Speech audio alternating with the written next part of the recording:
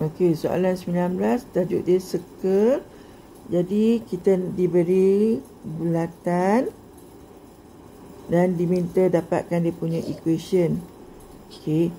Jadi untuk equation of bulatan, untuk circle, kita perlu dapatkan titik center. Cuba tengok titik center kita.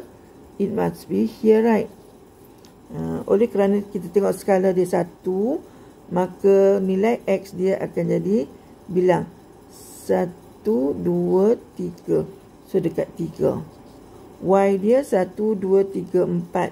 So dia ke bawah daripada paksi X, so negatif 4. Radius dia panjang daripada sini ke sini, iaitu 3 unit, maka 3.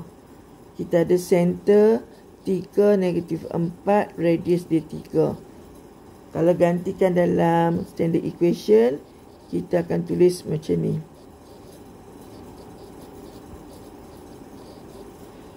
Okay. Kalau nak pilih general equation, kita kembangkan.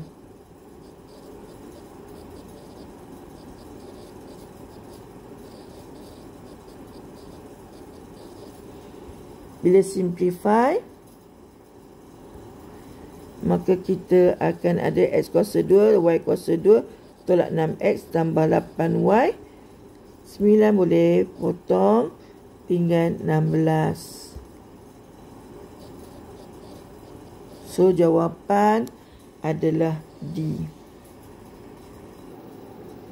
Okey, soalan nombor 20, soalan circle. Okay, diberi 3 poin, dapatkan equation. So, saya nak bagi tahu kalau soalan objektif, kamu kekurangan masa. Cara paling cepat, ambil satu titik, gantikan dalam equation. Okey. Kalau gantikan dalam equation, cuba lihat, saya masukkan 2 kosong dalam ni. 2 tambah 2, 4. Jadi 4 kuasa 2, kosong, negatif 3 kuasa 2. So, dia akan dapat 25. So, ini betul dan juga ini juga boleh jadi pilihan kita. So, kita boleh cancel yang ini.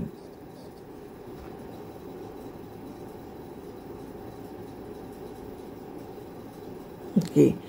Kemudian, nak dapat jawapan yang tepat, gantikan pula titik ini pula, negatif 28.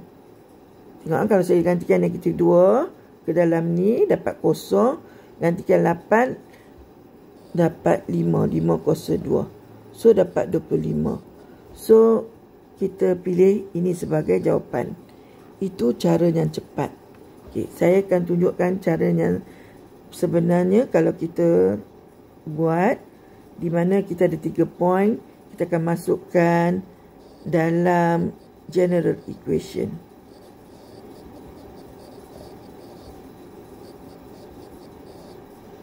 Okey, masukkan poin 6 negatif 0, dapat 36, tambah 0, tolak 12G, tambah 0, tambah C sama dengan 0. Masukkan 2 0, saya dapat 4, tambah 4G, tambah C sama dengan 0. Selesaikan yang ini dulu. Di mana ni equation pertama, equation kedua. So, 1 tolak 2, maka saya ada 32 tolak 16G sama dengan 0. Maka G sama dengan negatif 2. Sorry, G sama dengan positif 2.